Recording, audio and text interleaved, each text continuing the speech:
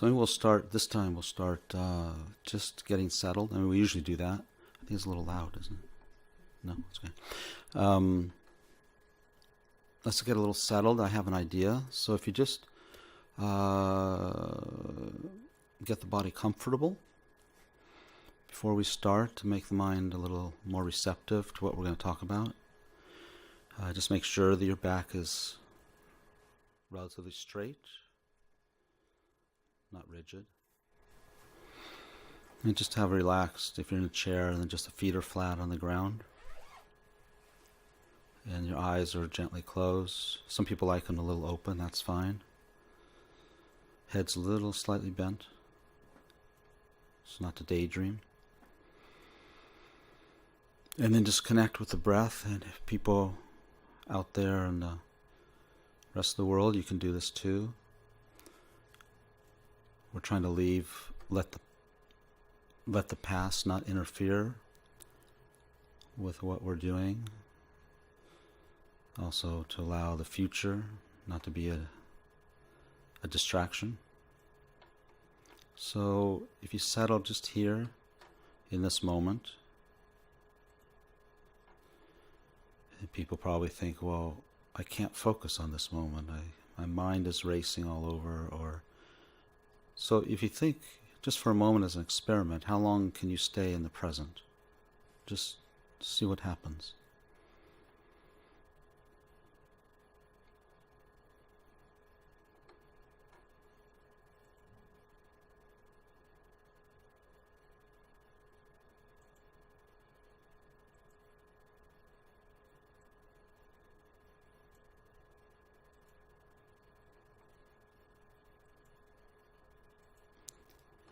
So in this present moment,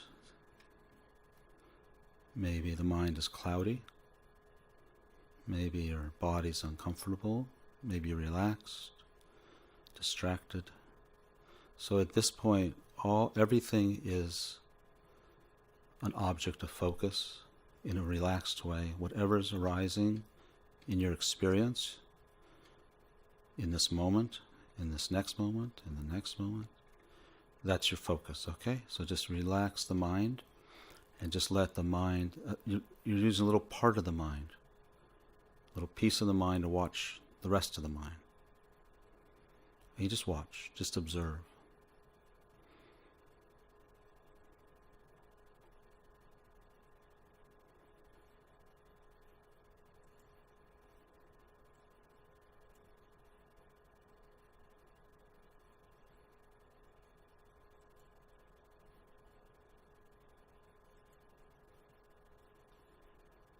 The mind wanders, you observe that too, okay?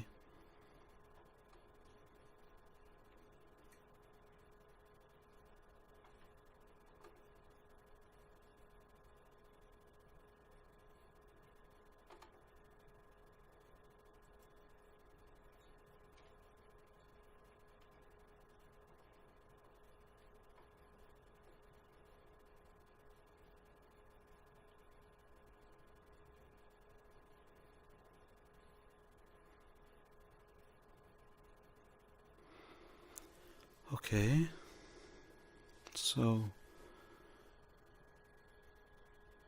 we're talking about depression. I think this third, it was only supposed to be one class, and then became two because I didn't finish like usual. And then the second one, I didn't finish. So I don't know if I'll finish this one either. I think the last time I remember I didn't get to the techniques of dealing with depression. And so I was going to do that tonight. I hope to get there, but I can't promise. Because every time I think about trying to think about, interventions, Buddhist therapy, which is mind training, then I think of new angles that we need to understand what's going on. So we often talk about, in Buddhist psychology, we talk about Lam Yeshe, I think, coined the term, I'm not sure, but that's where I heard it, about becoming your own therapist. I often talk about that. And the reason for that is that's built into the Buddhist psychological approach. You find very early in the traditional teachings that Buddha himself said not to rely on him just because of his reputation or because of his name or because whatever. He said that you have to actually rely on the teachings, and you need to question everything. Question means to investigate. We have one sense, I think, in our modern world, we have this skepticism. I mean, these guys, I think most of the guys, maybe there's women too, but these people who are professional skeptics. And they're not very helpful, because skepticism is healthy, but these skeptics seem to be doing it as a job, like they'll never be convinced. I don't think that's what skepticism really is, right? Skepticism to me means have some sort of questioning. You're not just blindly accepting something. You want to investigate. And then ideally with skepticism, if we're convinced, if the arguments are sound, then we can change our opinion, right? Is that, I think science is based on skepticism, which is good.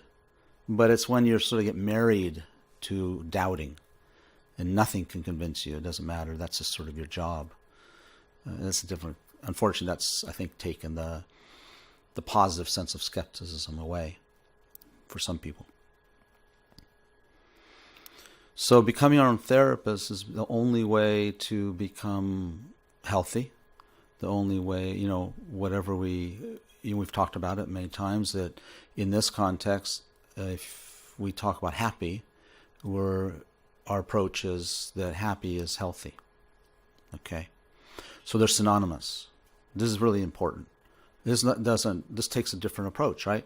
So if we take a normal sort of amongst our friends or people we know, and we talk about being happy in this life, I don't know how quickly people get to the definition, happy means having a healthy mind. I mean, maybe many people eventually get there, but I don't think, is that the default answer for most people? I don't think so, no. Not necessarily something so negative as, lots of possessions. I mean, that's kind of extreme. But I think generally people say, a happy life is, having my health and having a good family and, right? Having some success, having a secure, safe home, those kinds of things, which are all needed. But we equate that with happiness. That's where we miss the point, okay? And everyone here already knows that. But to commit to that is a different story. It's interesting, isn't it? We know a lot of things, but we don't commit to them. Even here on television and everything, that the right things are said.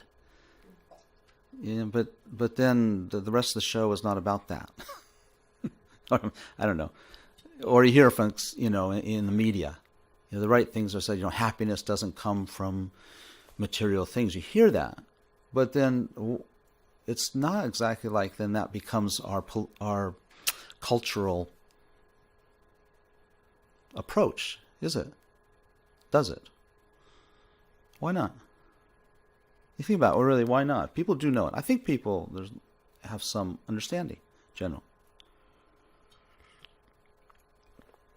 Why not?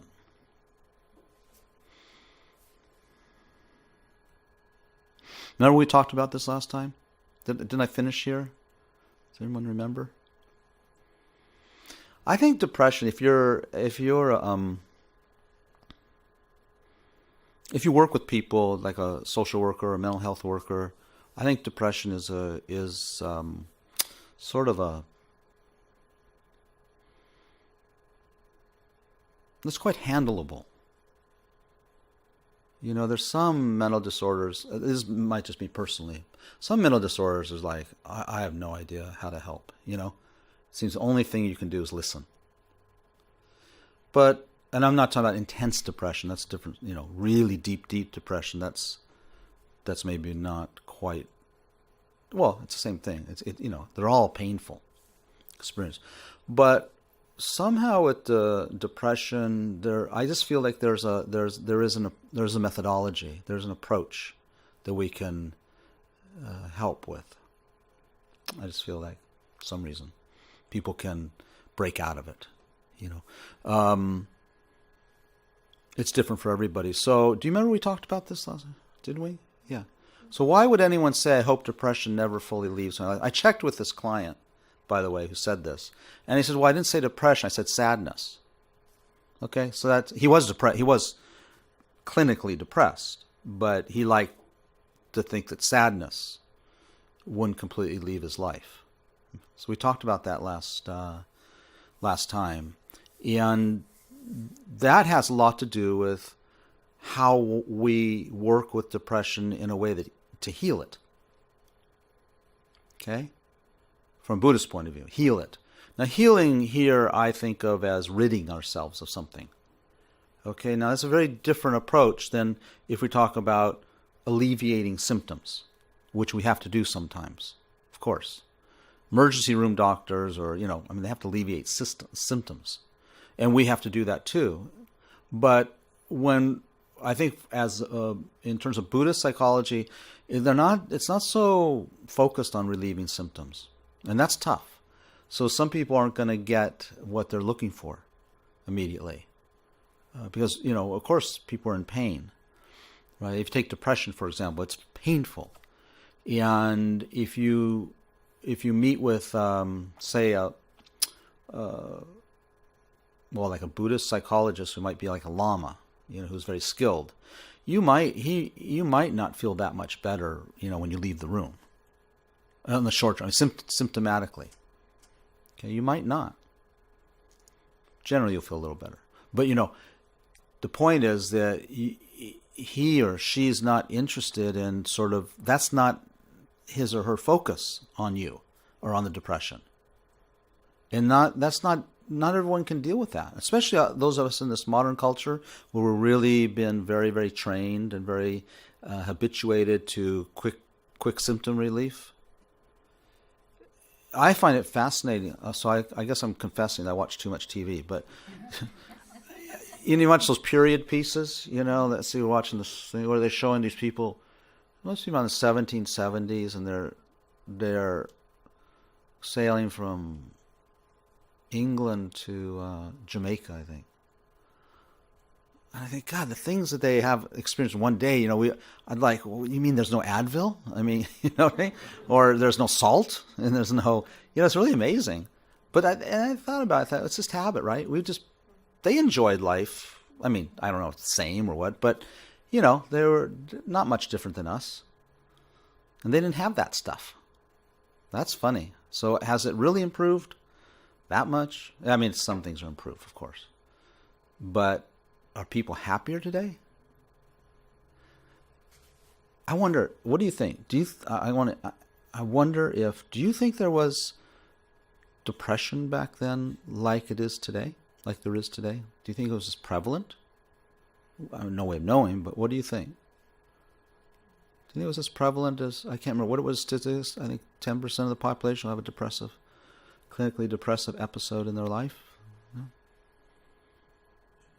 Do you think it was the same then? Pretty much. I wonder what they did. They drank maybe, or what did people do? They drink now, too. Drinking and drugs, just like Maybe they were more religious in the past days. They had more religion, I think, yeah. It's weird. Connected as well. Families, too, work more connected.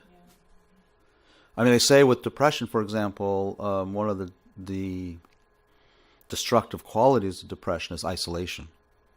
I think it's probably easier to be isolated in our modern culture than it was then. Yeah. So it's not like they didn't have, that there was perfect mental health or anything. I think, anyway, yeah. So that's the question. So this could be a mantra for us when we get depressed. Okay?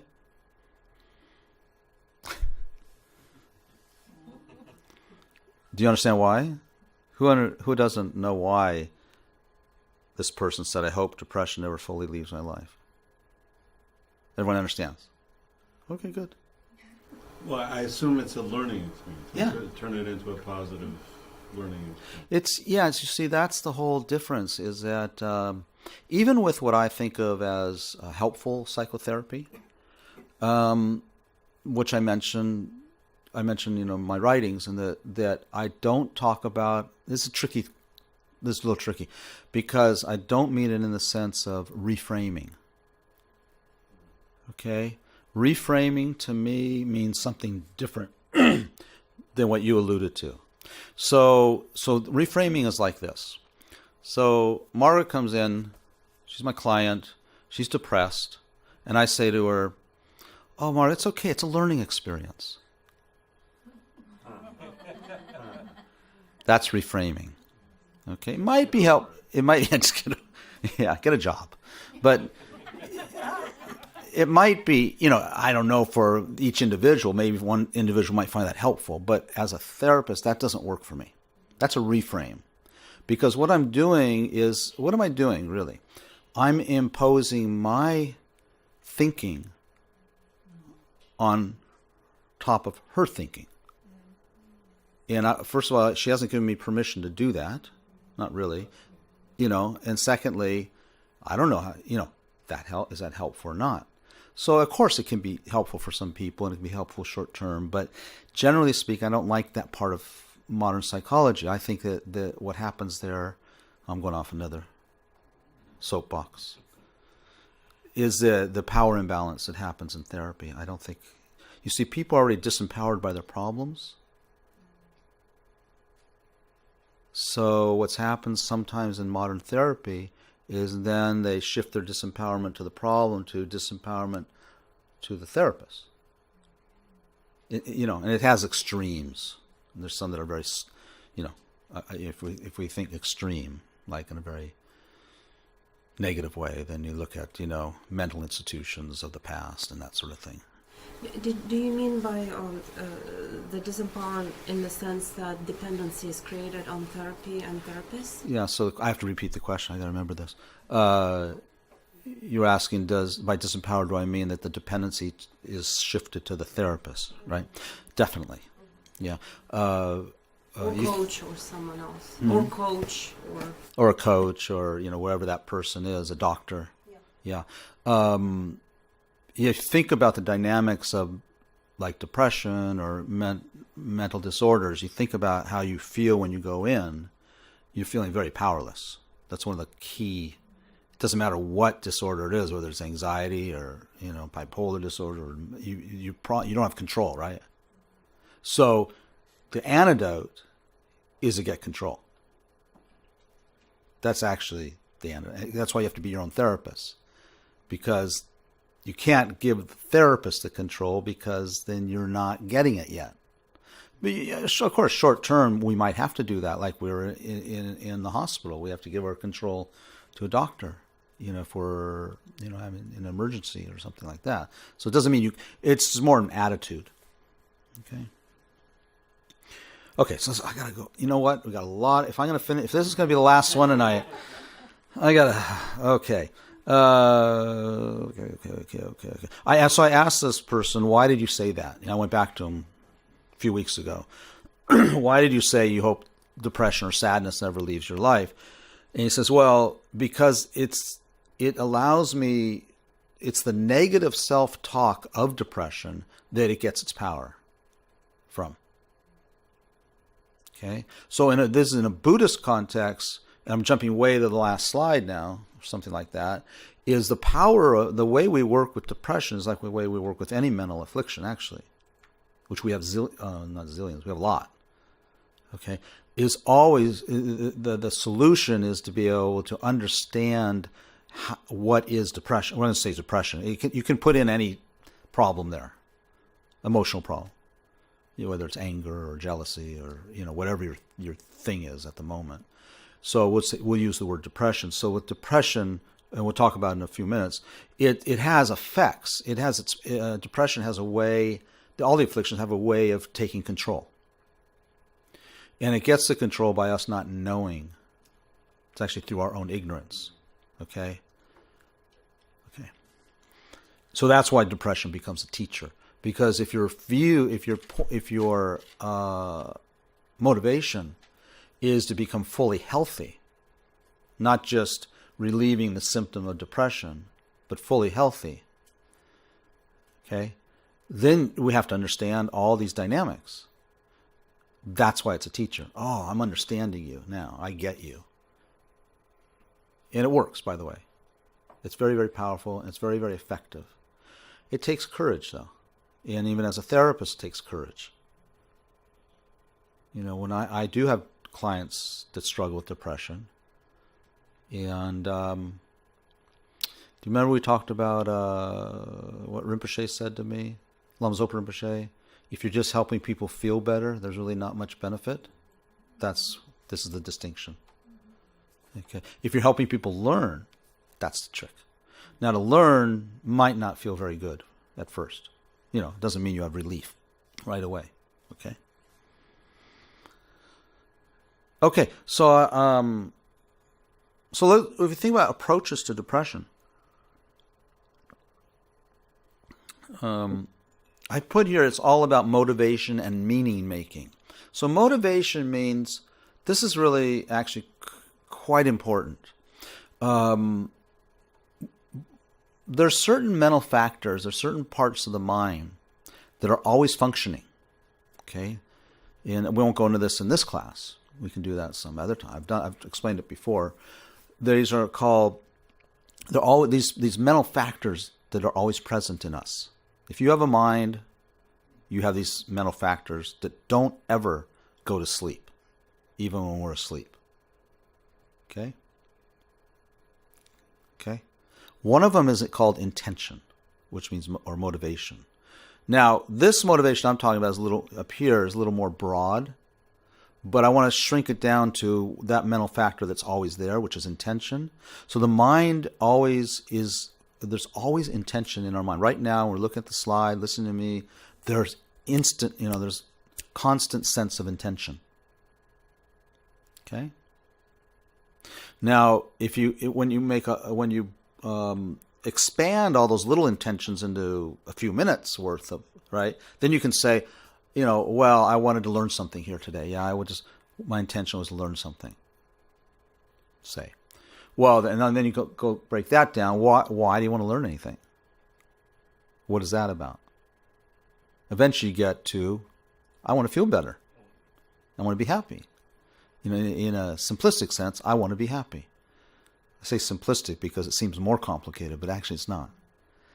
Okay? So now, when we're approaching depression, what's your motivation?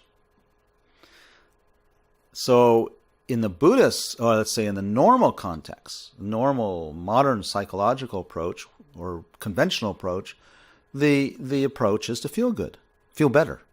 That's that side over there, temporal relief. And people say, no, I want to feel good the rest of my life. It's still temporal relief. The intention in that room at that moment is I feel like crap and I want to feel better. My life is terrible and I just want it to be better.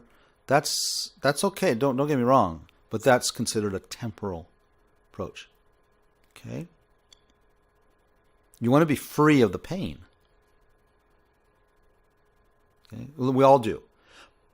But so the Buddhist psychological approach, also you want to be free of the pain, but you approach it differently. Okay? Because through study and what's we say, skepticism and research, you begin to realize, I need to get rid of this thing for good. And just getting rid of the symptoms isn't going to do that. So you kind of have a sense of courage. But it's also kind of self-preservation too. I don't want to experience this again. That's okay. Okay? If you really don't want to experience it again, you got to go to the left side over here. Then you have a decision to make. So then it's about, I put there spiritual growth, and I did that on purpose because we tend to feel funny about spiritual approach and stuff. But spiritual approach here means we have a belief, if not an experience, but at least a belief that there's this limitless potential of the mind. Okay, within us. And I say limitless potential of the mind, but you could say within us, right? And that limitless potential is something that is not developed, not accessed, right? And that is where true meaning arises, and in my life, that sort of thing. So you have you've been taught that, or you have an experience of it. You know it, but maybe it hasn't been tapped so well. So that, to me, when you're tapping that or developing, that's spiritual growth. That's a spiritual path. Okay? Now, it just so happens it's also a psychological path. It's the same thing from a Buddhist point of view. Okay? Buddhist psychology is focused on developing that limitless mental conscious potential.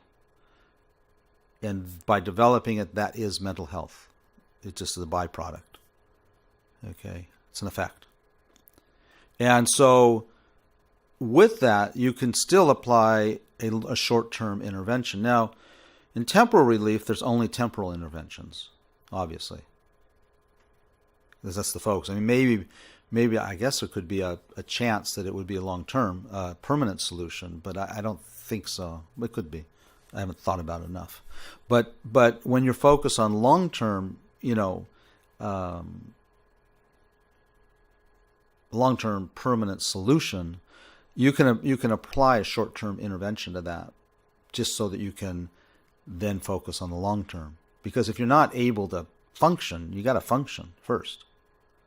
Okay? Now, I would say that in Buddhist interventions, in some ways, they're not that good at that short-term thing. In some ways. It might be that you can visit the modern psychological approach. Do you know what I mean? There's nowhere that I see, and I might be wrong, not that I've seen everything in Buddhist texts, so don't get me wrong, but I've never seen where they say, well, a good thing to do when you're depressed is to go for a run or a walk or get exercise. Right? But they found that getting the endorphins going, and that helps your mood. By people really depressed, have a hard time exercising anyway. But that aside, you know what I mean? So if you go and exercise to take care of your mood because you have this long-term point of view, then it's a spiritual path. You just have to do it temporarily because you're not functioning very well otherwise. Okay? It's like having to eat. We have to eat, even though it's temporarily taking care of our hunger, right? But that's why even in eating, we change our motivation. You see? We have to eat, but we motivate towards other long-term results, or sleep, or whatever it is. Okay? Okay, that's enough of that one. That's why I just put it up there to show that distinction. So you when you check a psychology or a spirit approach to happiness or health, you can look, well, is it for temporary happiness or is it for long-term? You analyze it. And whether for you it's temporary or long-term is a different story, because you may need to take an Advil, But you take it with which motivation are you taking it with? Okay? So in the temporal one, there's things like meditation, meditation, I put some question marks there. Conventional therapy, exercise, diet, those kinds of things do have some impact on the temporal experience of depression, right? Okay, and this is not a class about talking about that. You got to go to somewhere else for that. You got to get your clinical psych degree. Okay, it's valuable to know, definitely, because we can help people with knowing this stuff. Okay.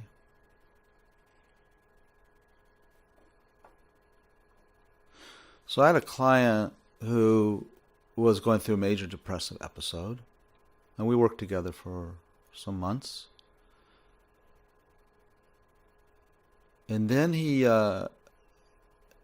went to visit some friends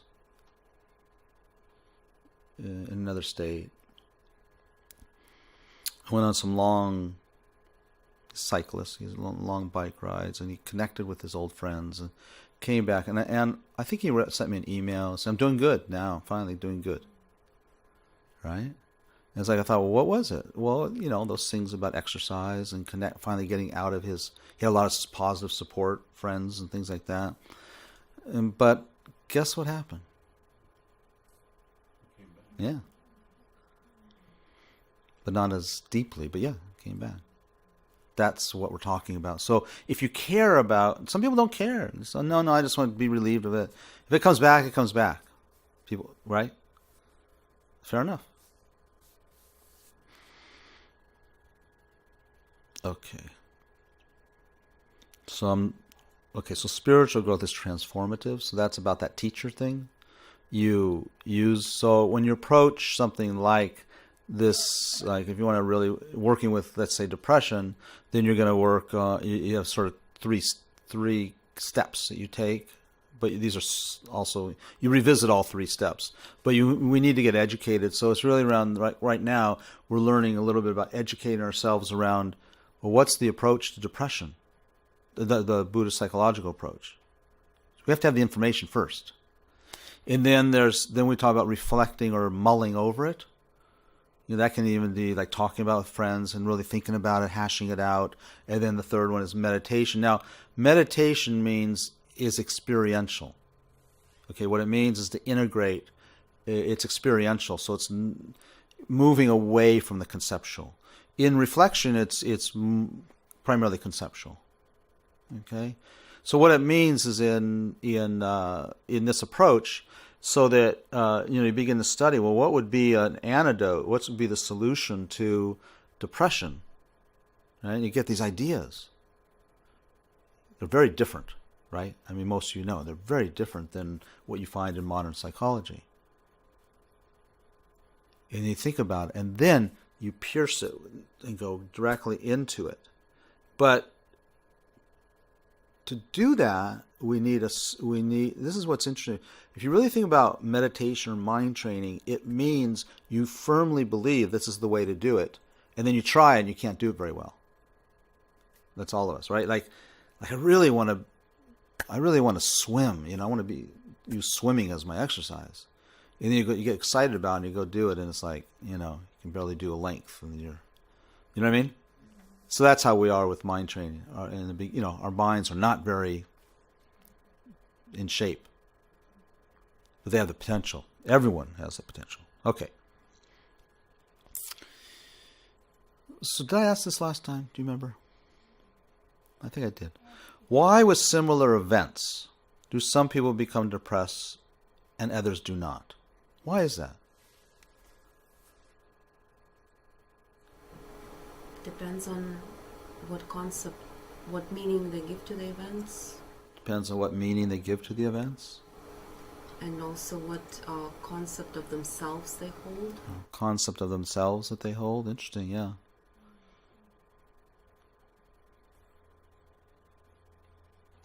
I mean, it's amazing stories you even still read about people who went through the concentration camps, or I told the story of the Tibetans in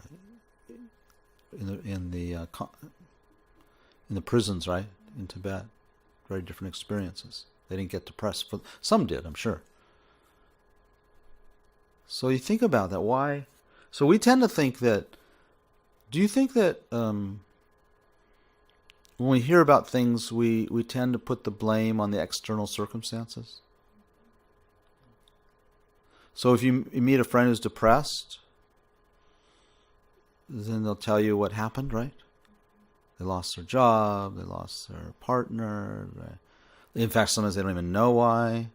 I just feel bad about myself. And then, we tend to go along with it. That, oh, I see, yeah, it is depressing. It is hard when you lose your job. But the other people lose their job, they don't necessarily get depressed. I mean, not that anyone likes it, but we have to think about that, and think that same thing is also how our default mode in helping people might be around. I mean, I'm not saying that you preach to them, but you have to have empathy. It's hard losing a job, but what about the depression? Is the remedy to the depression to find another job? So in our belief system, in terms of being focused on this limitless potential, if that's your focus, then getting another job is not really what you want to use as the antidote to depression. Okay? Yes, it'll get you out of your mood, but I'm talking about a person who really just wants to become free altogether. Okay? He or she will know it's not the job. That helps. I'm not saying that. But they'll know that's not the cause, is it? Is it? We'll get to that right now. Okay. So I'm going to give you a little... I thought this was interesting. This is something Lama Yeshe taught. But I mean, it's Lama Tsongkhapa taught, actually. But so when it says 6 factors that allow afflictions to arise, affliction here is the technical term for depression. Depression is an affliction. Okay? Some texts talk about 6 root afflictions and 20 secondary ones. Okay? Some talk about the 3 root delusions. And, there's just different models in talking about these. So I'm going to go through these 6 with you, and I want to talk about them. I'll just real quickly. Let's go through it. Imprints, related object, influence of unhelpful friends or companions, following wrong teachers, teachings or advice or instructions, habit, mistaken conceptualizations or ideas. That doesn't mean anything, really. Now let's talk about it. So, imprints means... Did I put it here at all? I didn't. Good. This means karma. Okay? We don't have to use the word karma. Okay? Generally, karma means action. Okay? And if you want to think about, if you really want to understand karma, because it's like this kind of vague thing, and not that we can, it's very deep. So when I say if you want to understand it, I mean if you want to understand it generally. It means mental action. So the mind is always acting, isn't it? Do you know what I mean? No, actually, I shouldn't say. Do you know what I mean? You may not know that. The mind is always moving, even when we're still. It's still experiencing. Correct? That's what it does. It's actually one of its parts of its definition. So in the experience, each experience we have mentally leaves an imprint on the consciousness itself. That means karma. Okay, so it's not so confusing. What's different, we might even find something like that in Western psychology, right? When we start talking about neural pathways, it's not the same as karma, but it's similar. Those are the physical, neural pathways are something physical, atomic, molecular. Right? And we talked about the mind, remember? The definition of the mind is it's something that it's formless. All right? Well, actually, the definition is it's clear and it experiences or cognizes. Okay? So I always use the example. The space is clear, right? But the space does not cognize. Okay, so it's not a mind. Okay? You could say that some computers cognize, but they don't have the clarity, so they're not a mind. I often thought about like plants. We don't call plants living beings, sentient beings. They seem to experience, but they don't have the quality of clarity. Really, and also this clarity this consciousness will have a sense of I. Okay, of individuality, of identity. So, each instant we're experiencing, and how do we experience things? We experience things through the 5 senses. They are our cameras, and the film is the consciousness. Well, we don't use film anymore, but the hard drive. What are those video cameras used? Well, wait, like in the Thank you. Because in the iPhone, there's no hard drive. What is it? It's the solid state memory. Solid state memory. Okay, so the only difference with us is it's not solid state. Because solid state memory means something atomic, something form, right? Isn't it amazing to start thinking about this? This thing that's recording is formless.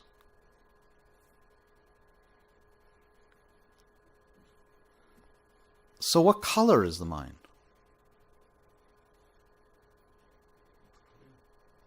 That's why it's clear. Isn't color a form? Isn't it form? What shape is the mind?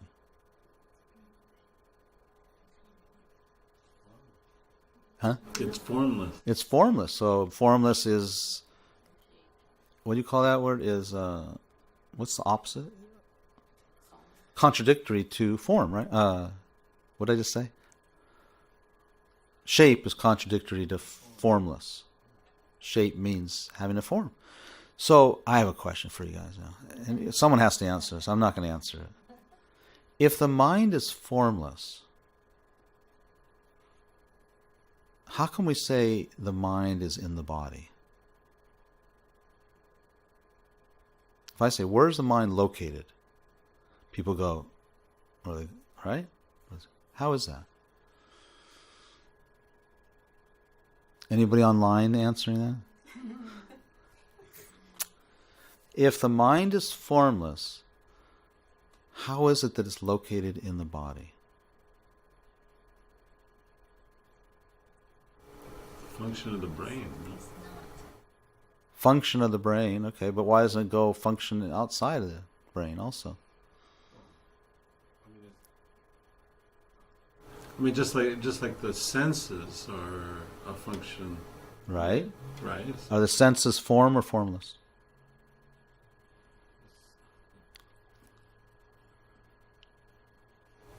The sense is formless, but the senses are form. The experience of the senses is formless, and the sense itself is form. So it can be located in a body. I think it's been the premise in many movies that the mind can be taken out of the body in the same way that a software could be taken out too. Right. So is the software in my computer? Well, the Bible could be in my computer on disk then, but the Bible can be moved from there to Tibet if you wanted to. So the digital ones and zeros, are those form or formless? I think that it's the formless within the form. Are they formless? The ones and zeros? I'm actually, I don't know. I mean, I have a guess what they are. Are they measurable? The ones and zeros? Then they're form.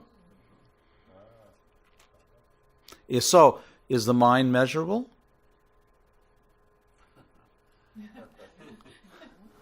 After a fact. After what? Well, after a fashion, you can After fashion. you can measure the effects of the mind. You can measure the effects of the mind. That wasn't my question, was it?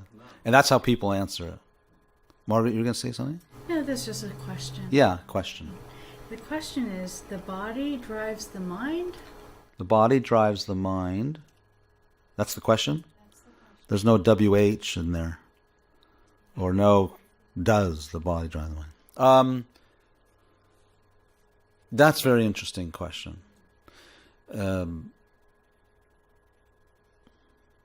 We think we are our body. We think we are our body. We say, I hurt my hand, I'm hungry, I don't look good today, a bad hair day, I'm getting older, I'm wrinkled, right? And you feel some sense, right? All of us. So in that way, the body drives the mind, but it's complete misconception. So for an awakening being, the mind drives the body. So that then the body can actually do amazing things because the mind gets in control. But for us, This is why we're in a state of unawakened quality, is the body drives the mind, and it's completely backwards. We can turn that around. You know, you see some things like even these meditators, I mean, they've done scientific studies where they can heat their body up in the middle of snow, and they melt the snow around them. That's because they've turned this thing around. There's a lot of things they can do. As you know, once we get control of the mind, then we get control of the body. Yeah. But it seems in some occasions, if the brain is affected, malfunctioned, If the brain is malfunctioning or the affected, body, then it seems like suddenly the mind is impacted, or is then the mind's impacted. Of course it is, because that's where we're not in control. But absolutely 150%. People say that, right? There's no such thing as 150%. Is there? No. Can you have 150% tea in this cup? I like that one. Anyway, 150%. Or maybe there is. There is 150%. You could be totally cancer-ridden, in pain, sick, and have a blissful mind. No doubt. And that's the nature. My own teacher, Lam Yeshe, had an enlarged heart. They told me he had 3 months to live. 9 years later, he passed away. And he said to me, see, I know something more than those doctors. They said, if you don't have this operation, you're going to die in 3 months. And he wouldn't have it. But what about mentally disabled? Mentally disabled is, that's a different story. We were talking about the body. Mentally disabled, yeah. But I'm not sure what the question is. That's heavy imprints. That's heavy imprints, right? So let's go on. No, we can.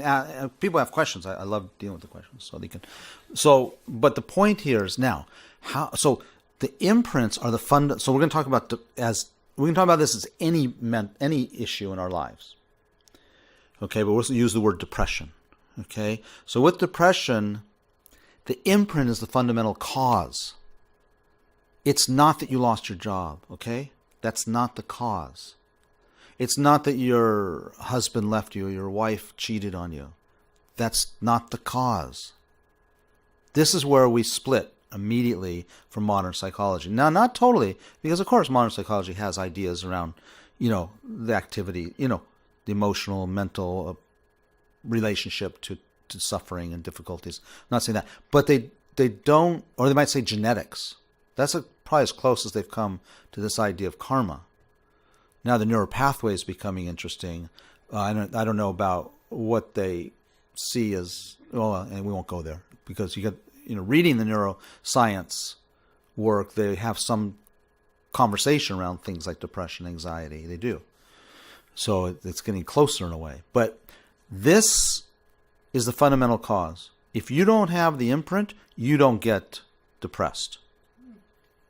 Impossible. Okay? For the most part.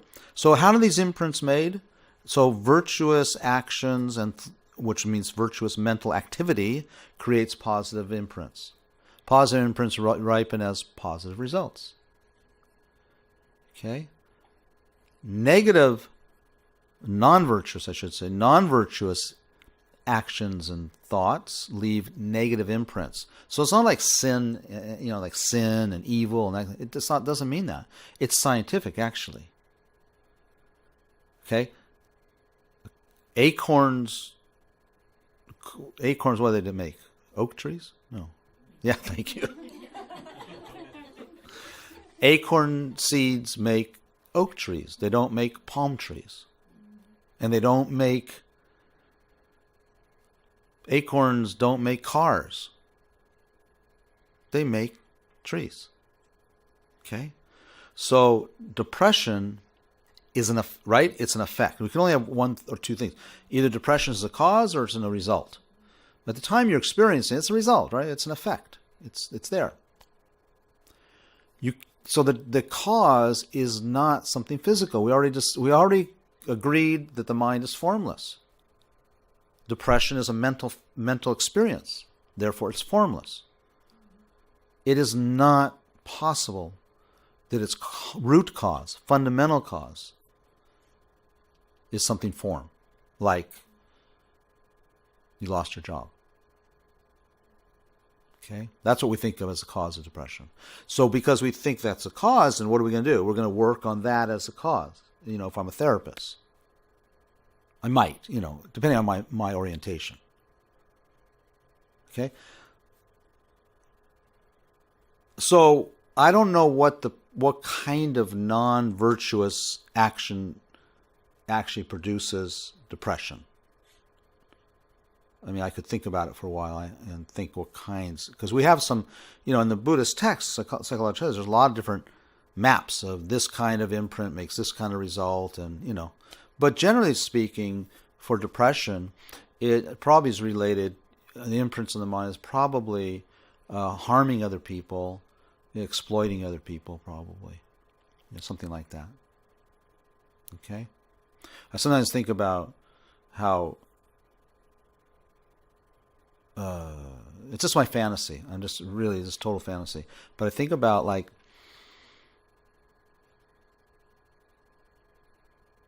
these people you see on during the housing crisis, who sold all these mortgages to people who they knew couldn't afford them.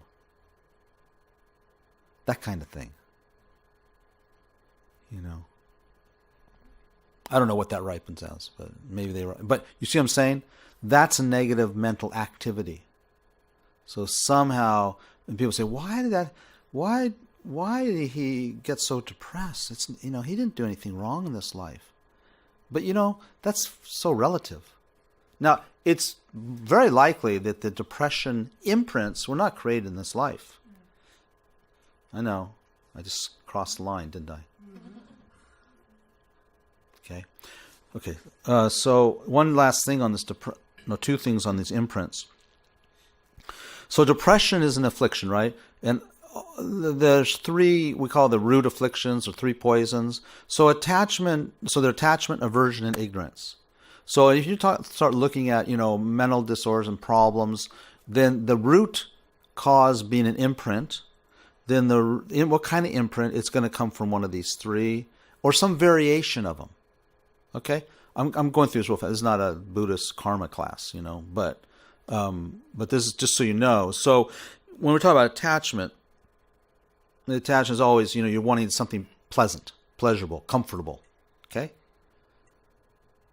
And then aversion, you're trying to avoid the unpleasant, the uncomfortable. Okay? And then ignorance is a not knowing, unawareness, and confusion. And actually, all of these imprints come from ignorance, actually.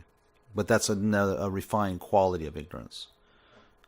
All from me. The root, if you're going to go, and we're going to have the DSM, the Diagnostic Statistical Manual, and you're going to look in their disorders, and we're going to have a Buddhist one. In the modern one, I think, what did I say, 296 disorders or something like that? Not counting their variations. In the Buddhist one, it's going to have one. It's going to be very short. Ignorance. Okay? And you can talk about what that variations of it, right? Like attachment and jealousy and anger. But it all comes from ignorance. So, really, if you're going to become healthy, you only have to focus on ridding the mind of ignorance or confronting ignorance. That's all you have to do. Why do we have so many Buddhist approaches then? People say, right? 84,000 different techniques. But that's another point. So ignorance is the point. Okay? It's the only thing, but of course, we all can't do that. So we have to come at different angles. Yes. Let me see if I've got this right. I honestly came tonight because I'm depressed. I'm not sure if my marriage will last. Right. Marriage is an attachment, which in theory is pleasurable. Okay. And I am avoiding the unpleasant thought of divorce and all of the nasty financial and legal problems that would have, and that makes me depressed. Me too. But at root, it's ignorance of how temporary every pleasure is. I didn't say what ignorance was. Yeah. Well, but I'm saying that it's my own ignorance of the temporariness of every pleasure. Could be. I haven't given you the definition yet, have I? It's causing everything. So I don't know how to repeat the question. I'm repeating the questions because we're streaming. Can someone help me repeat the question in a succinct way? Gentleman here came tonight because he's feeling depressed about the potential of losing his marriage. Correct. What's your name? Robert. Robert. So Robert's concerned. Robert's concerned about losing his marriage, so it's making him depressed. He's realized now, based on what I just said, that this is based on his ignorance and his attachment to the marriage and the finances and stuff that he might be experiencing, the loss thereof. And all he has to do is work on his ignorance of understanding that that's all ignorant of the temporary happiness or something like that. Right? Did I get the last part wrong? I think you're mostly on it. Okay. I had to train at this thing, It's like trying to see the funnel, The funnel. with the ignorance at the beginning and then your different attachments and aversions. Okay. That's fair enough. So, as a mood of depression, that's what we're talking about. We're not talking really about your marriage, right? About the finances and all that stuff. So, as a mood, that depression as the conditions are the difficulty of your marriage. I didn't say the cause, though, did I? The conditions are the difficulties that are showing up in your marriage. Whether we talk about the finances, whether you can't communicate, whatever they are, we don't need to know, right? So that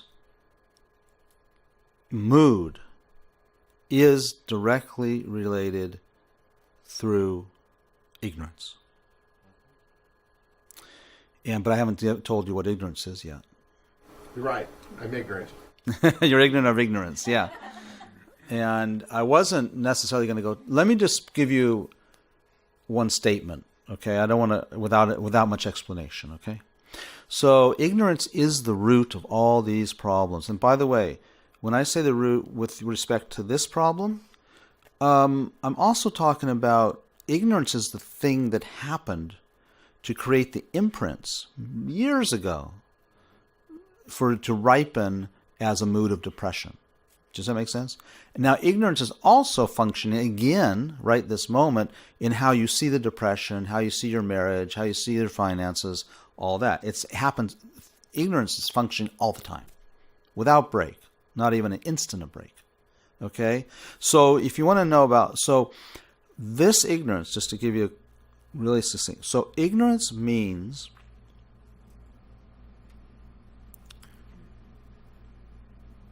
not only do we not see reality, like when you're talking about temporary, we don't see that. The reality is this is moving moment, one part of reality, just one small part that we don't see is the impermanence that's happening right now. Everything's moving in front of us. Zillions and millions and jillions of miles an hour. We don't see it. That's a quality, that's a function of ignorance. Okay, now, but what ignorance really doesn't see is reality. Impermanence is not the ultimate reality, but it doesn't even see that. Okay? So because it doesn't see reality, that's one thing. It doesn't see it, and you know what else it does? This is really bad. It not only doesn't see reality, it projects a reality. Not only doesn't see it, so it's a little bit like, I don't know your name. That's one level of the ignorance. And I'm going to say your name is John. See, that's how it works, okay? So I'll just say that that's how it's happening in this moment, every instant. So with depression, your experience, our experience, it's all being seen incorrectly, okay? You have to come to another class to get what the... But I don't, not to be too flippant, that's where all the problems arise from. So I constantly see things incorrectly, I don't see reality, and that leaves imprints on my consciousness. So when that stuff comes up again, I see it incorrectly again. It's reinforced constantly. And so that's why they call it cycle of samsara, cycle of cyclic existence. That's like a cycle. So I'm creating this video with this lens, and then that video shows up for me, and then I'm filming it again with the same tinted lens. And I believe all of it. That's the problem. That's mental unhealth. Okay. Now, it's not like we can jump from here to there. It's a process. And some will say that process can take lifetimes. So we're hearing about these ideas. Let's say I heard about these ideas 40 years ago. Let's see, what is it now? 2017? 42 years ago. Can you believe that? I was 20 years old, or 21. I'm not Buddha yet. But I think I've improved. But it just shows slow process. In the literature, it says it took Shakyamuni Buddha, what we're talking about, took him 3 countless eons from when he heard the idea at first until he attained enlightenment. Just to give the sense, this is not like, I got it now. So unfortunately, we are going to continue to suffer, have bad marriages, lose jobs. I'm not minimizing it, but we gotta work at this, and it doesn't just go away. In my book, for example, I state, if you're looking for a quick fix, this book isn't for you. It's not. I can't. That's how I'm trained as a therapist, right? But it's a personal thing. Personally, I can't do that. Okay, I was given too much by my teachers to then just do that. I have to take a risk. I chickened out for about 35 years. Since I began therapy was how long? 92 I graduated, so however long that is, 25 years. So till about 5 years ago, 6-7 years ago, I chickened out.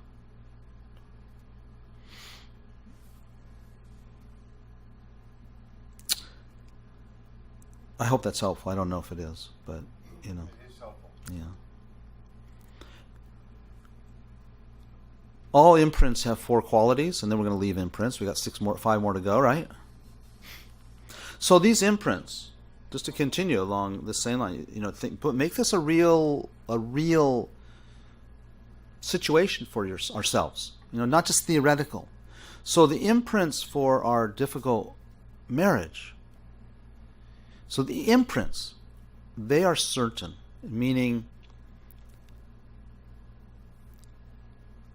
it's definite.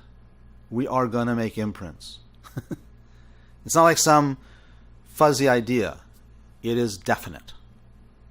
Okay?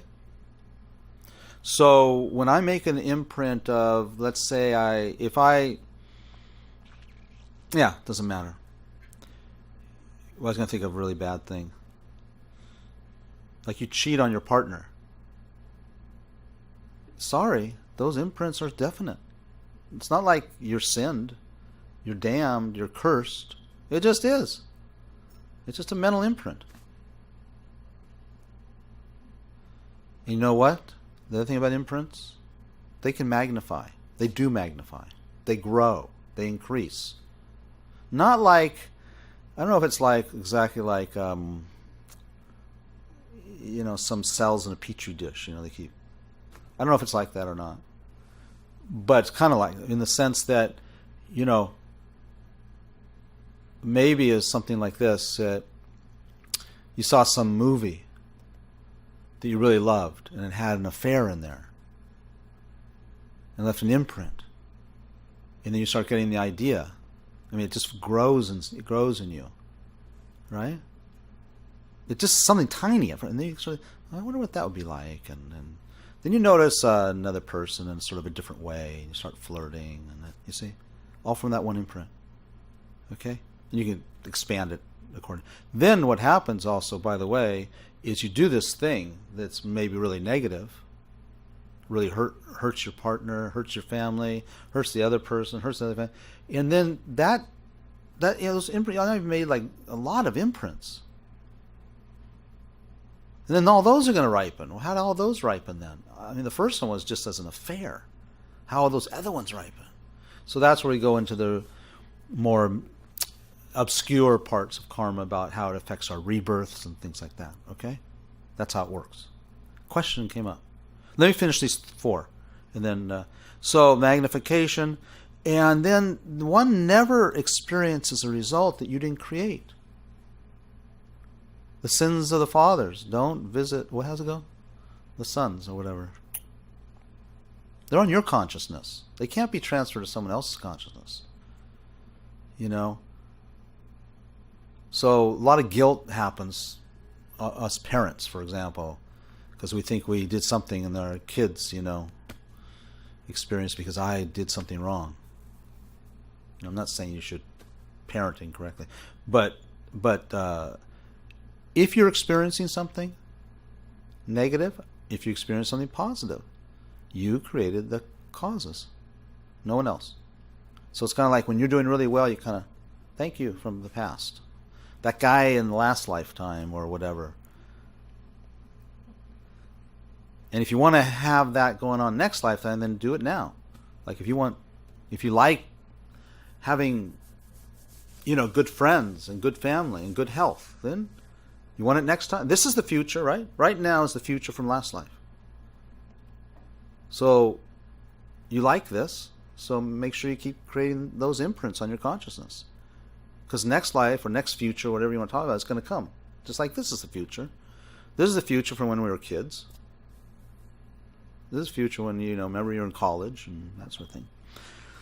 And the last one, they're never lost. The imprints are never, ever lost. Okay? Now, the question that somebody had? The question was about, is this clinical depression or situational depression? Oh, yeah. And had asked him in return, can you specify what this is? So just waiting for that. Is this clinical depression or situational depression? And can I clarify what this is? I had asked, what is this specifically? But maybe you can understand. The question was, is this clinical depression or situational depression? Oh, I think the question is this clinical depression or situational depression? I think my guess is the person's asking just which depression am I talking about? Yeah, that's a good question. I'm being sloppy. I don't think it matters. I think the difference is just intensity. But maybe it does matter to the person, so maybe they can ask it again in a different way. Because sometimes we call sadness, we call depression. But real depression is very, very, very, very painful because you feel like you've been taken over. Sadness is like, okay, emotional, you might even be sad for some days. There's also another level of depression called dysthymia. And dysthymia is what's considered that ongoing depression, like kind of, I don't want to say mild, but it's milder. You're just kind of like in a funk for a long time. That's dysthymia, and I think a lot of us are more familiar with that. The real clinical depression, most of what I'm talking about is not, it's difficult. You have to be pretty strong to confront that deep clinical major depressive episode with these ideas. But on the other hand, you have no choice either, eventually. But the situational one situational is, I think what the person's meaning is something like losing your job, and you really are kind of in a funk about it for a long time. That's probably dysthymia. Yeah, does that make so? If I didn't answer it, please ask it a different way, or I don't know the answer. One of those. Okay, so the second one is related objects. Oh, I didn't make this too. I forgot to enlarge the font. So think about it. So depression. Again, depression, using a general sense, situational or whatever. So one is you have to have the imprint. That's why people go through the same events. Some get depressed and some don't. They don't have the imprint. So another thing, if you want to protect yourself, you have to be aware of objects also. So thus, when the deluded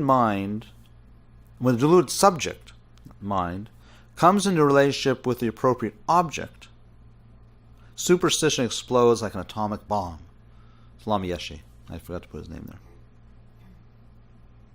So, you see, if you have the imprint, if you don't have the imprint, you can go into a bar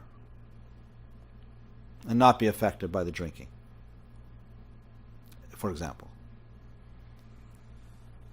If you don't if you don't have the imprint, you can be in situations that other people might get depressed by. But you don't. I used to, when I was an intern, I had to work for I worked for Child Protective Services. And part of our job then was we took the first calls, whatever they were. And I don't know what it was. I thought it was a gender difference because I think every one of my colleagues, interns at that time, I think they were women. I think there's another guy in there. And they all, would come back on Monday, for supervision, and we'd have to do this 48-hour call, and usually it was often on the weekend or it was at nights. And they would, we go through the week, and they would say they had a hard time not taking it home with them. And after a while, they really didn't want to do this. I'm generalizing, right? This is just my experience. This call, and they asked me, don't you get, how do you do on the weekends? What do you do to unwind and to get rid of that? I didn't have that experience. I didn't like it. I didn't like what was, but we get a call or an event, it somehow didn't hang around with me too long. So I didn't have the imprint. I came in contact with the object to be depressed, children getting beat up and abused. That's pretty depressing, right? But I didn't get depressed. I got concerned. I didn't get depressed because I didn't have the imprint, but I had the object, okay? So another example is Lama Yeshe talks about advertising. He says advertisers are the smartest psychologists there are. They know exactly how to stimulate your desire. Okay? So we're not talking about maybe depression right now, but any affliction, they know, how to activate your affliction. Advertising. What do you think is then clothes, advertising about clothes. And it's amazing. He says, because you have the imprint, you go into a store, you're not even intending to buy anything. And you also become totally obsessed with this thing. I've never seen those before, right? Well, I've never seen that kind of handbag. I've never seen those kinds of shirts, or whatever it is.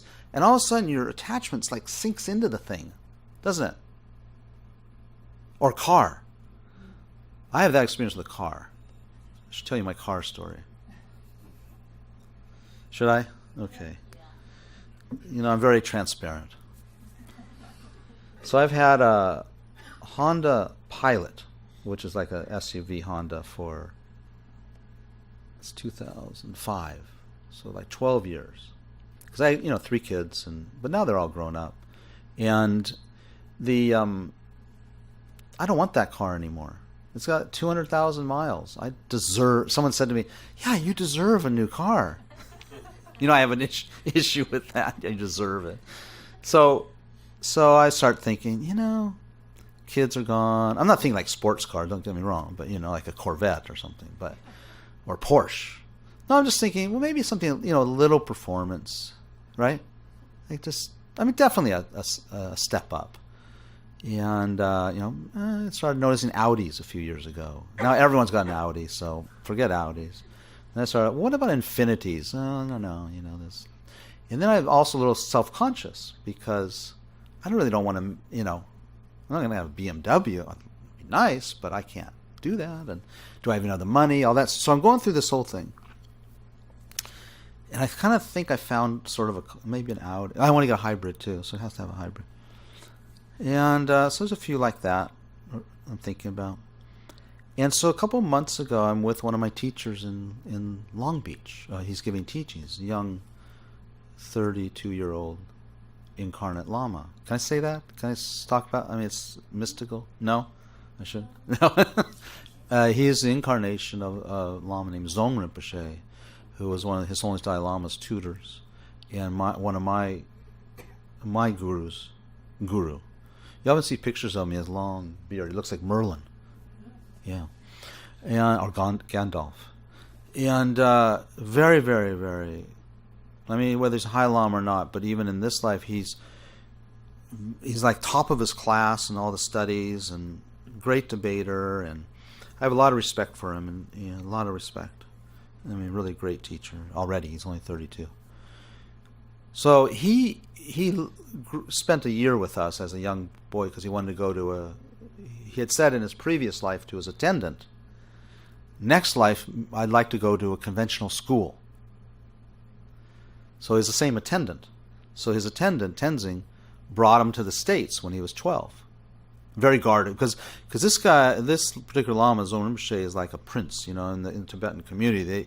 They don't want him going, hanging out in the West and going to schools, and it's like corrupting him. So they kind of snuck away for a little while, and so they lived with us for a year, or just under a year. And he went to school with my kids. They were friends, and they were in the same class, the Montessori school, and so. He was very into cars. He could tell you as a 12-year-old, he knew all these things. He liked reading car magazines, and he actually has now. You meet him. I don't even want to say a photographic memory. He doesn't forget anything. He doesn't forget conversations we had when he was 12. Nothing. He meets people. He says, "Oh, I remember you came over," and the people didn't even remember. So his mind is so clear. That's what happens with clarity. Right? It's only that our minds are not clear that we don't remember and see things. That's all it is.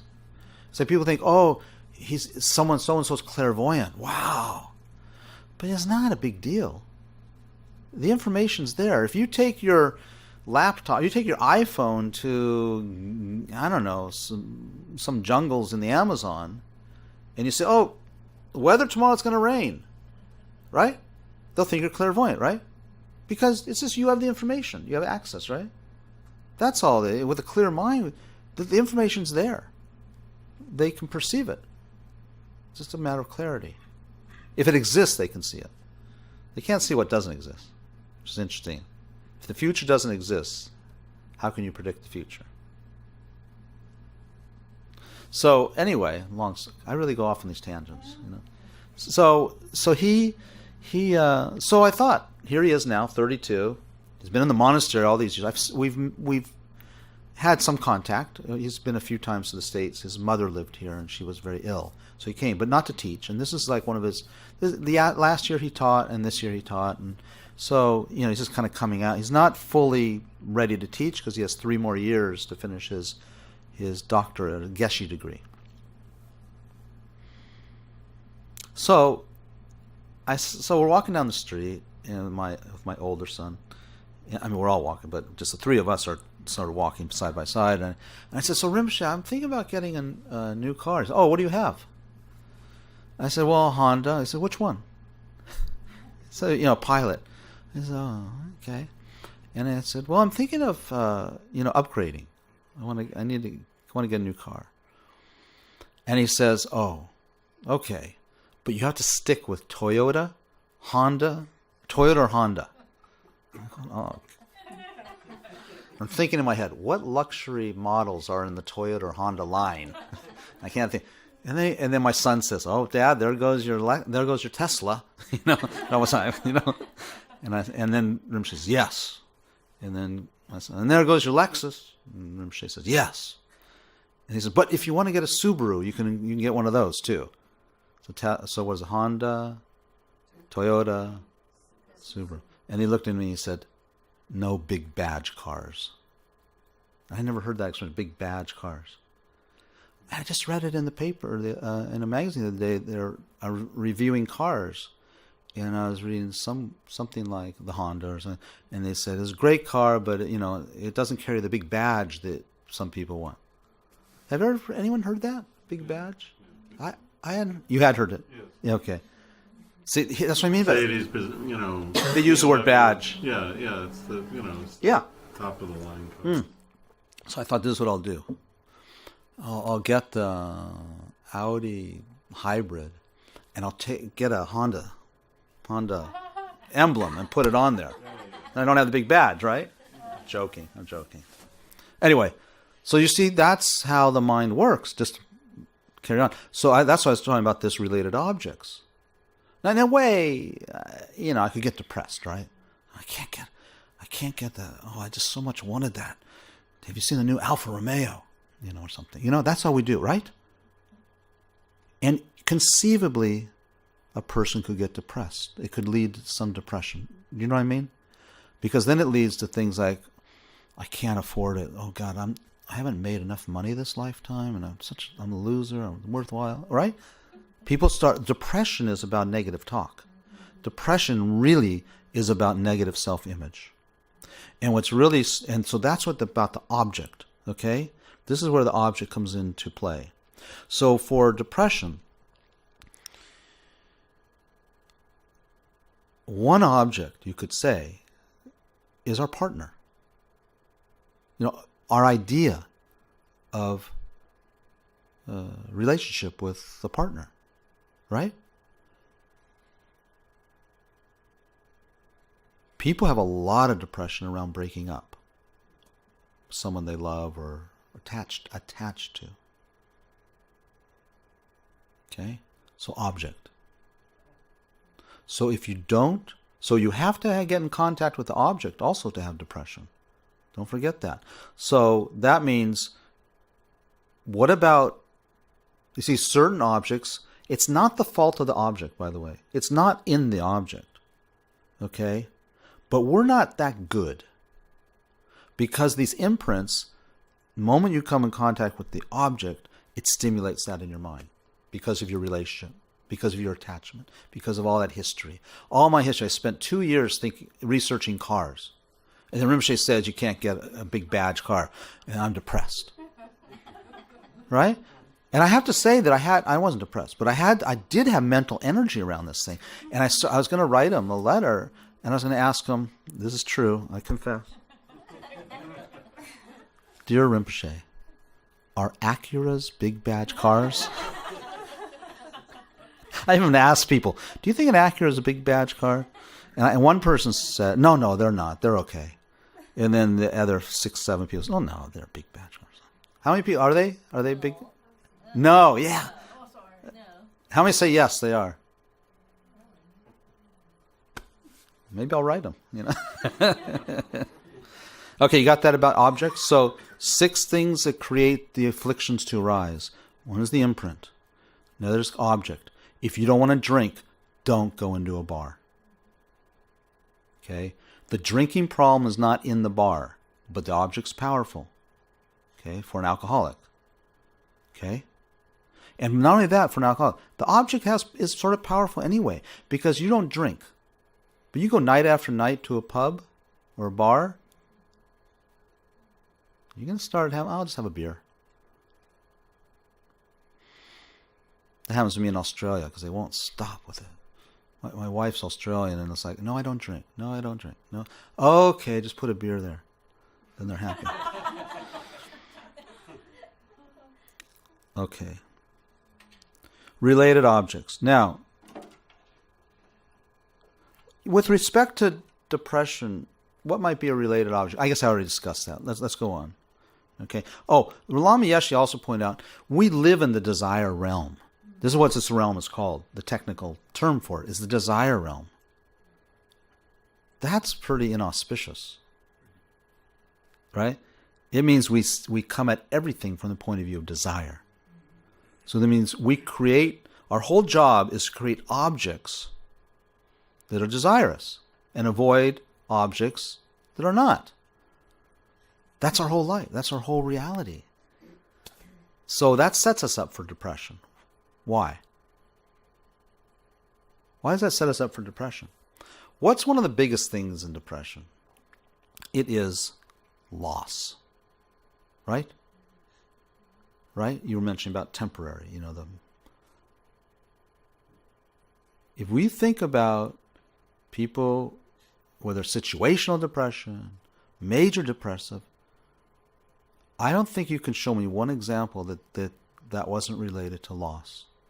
Again, it's the imprint. You tell me if you find something that's not related to loss and it's a depressive episode. So we're set up for depression because the desire realm is what we're here about. Get what you can, right? Unless we're conscious and we're learning now. But it's still really hard not to be taken over by desire all the time. You know, like Margaret brought me this tea. Now it's cold. And what's me thinking? Oh, I wonder if I can heat it up. Oh, just deal with it. Right? It's all about desire. You think about wanting to leave, like maybe some people are bored, you know. I want to go home. It's a desire. So you get uncomfortable being here. I mean, which I don't have judgment about that. I'm just trying to point out it's about desire, right? You want something else. The more you want it, guess what? The more uncomfortable you become. The more I desire hot tea, the more I dislike the cold tea, right? All of a sudden it's a bad experience. Okay, so that's about objects. They're all there. Yeah. So there's a kind of a question. A kind of a question. Okay. Oh, there is a question, and you're touching upon it, but I think it's good to. Okay. It's a bit long. Okay. So I've heard of people that suffered from depressions or other mental illnesses, supposedly caused by nutritional deficiency or a certain nutrient, and of others being depressed from intestinal disorders. Uh-huh. Do you know if that is possible? I see how an imprint is necessary for this to happen. Right. But I am also curious about what is the role of their mind is while they suffer from this illness is the case. Can you come and read in here? Yes, and but I'm also curious about what is the role of their mind is while they suffer from this illness in this case. Can you, maybe better you repeat it in the microphone? Oh, yes. Yeah. I mean, it's online. It's on the. Oh, it's on. They can hear. Oh, it's online. Oh, okay, good. Okay, so let's take it in parts. Can you read the first part? I've heard from people that suffered from depressions or other mental illnesses supposedly caused by nutritional deficiency or certain nutrient, Yeah. and of others being depressed from intestinal disorders. Right. Intestinal disorders and nutrition be causes of depression. Yeah. So conditions, they're not causes. Definitely. Yeah. And I see how an imprint is necessary for this to happen, but I'm also curious about what is the role of their mind Yeah. is while they suffer from this illness in this case. Yeah. So again, if you really think deeply, a person could have those nutritional deficiencies and what was the other one? What nutritional deficiency and intestinal disorders, and not get depressed. They're because those aren't the causes. So their mind is the main player in that, of course. So when you have intestinal disorder, you're experiencing some suffering, pain, discomfort. So then it comes around the relationship one has with pain and discomfort. Okay? So I'm not saying that it's easy to not be depressed about it. But why depressed? It's interesting. It's why depressed? Why not just stay with feeling bad? So I'd be curious if this person can fill me in someday. My guess is that what happens is that's a stimulation for a mental process to begin. Probably around loss. Maybe I'm going to die. No one can figure out what I've got. This is depressing. Okay? It doesn't. That's how we think. And we say, oh, anyone would be depressed with that, right? That's not a good answer. Just because anyone would be depressed with it, which is not true, but if we give the benefit of the doubt that people get depressed with that, is not the answer. Because it just means you have created these imprints. Your mental relationship with that experience is I don't want to say choose depression, that sounds too harsh, but you have to choose something else. You have to work. Because your imprints, it leads your particular mood into depression. You have to work hard at not leading you into depression. I understand that. But if it were true, then all the Tibetans who were imprisoned would be depressed. Most of them weren't. They had extreme discomfort like intestinal and dietary problems. You know what I mean? Like the person's describing. So there might be a relationship. I'm sure that there is a relationship with certain experiences in the mind, like losing something. It's easy to get depressed when we think, yeah, that's just how it is. You know, that's part of the relationship. Losing things and depression are interconnected, but they're not 100% dependent. There's always a dependency going on. There's something going on. Okay? Influence of unhelpful friends or companions. So think again, depression. Lifestyle and environment. People don't like hearing this one, by the way. So people, this is just some ideas that Lama Yeshe shared. People who make you confused. Okay? You hang around with drinking friends, you're going to start drinking. You know, if you don't want to drink, you can't hang around. I mean, I can't say you can't hang around drinking friends. These are conditions that raise the afflictions. So one of them is hanging around with the wrong kind of people. Okay? We know this. But now if you think about depression, think about that. There could be people that are not actually helpful for your depression. Okay? So they're not to blame. They're not to blame. You guys, you know, the people who are even trying to help you. There's even people like, you know, let's say you lose, you know, your relationship. And then people start telling you, yeah, you know, she wasn't worth it anyway. She never treated you well. Or he, whatever. Right? That is the kind of friends you don't need. Because those are friends of depression. And they mean well. That's why Lama Yeshe says, have compassion. They just don't have skillful means. Okay? Whether it's we're talking about depression tonight, but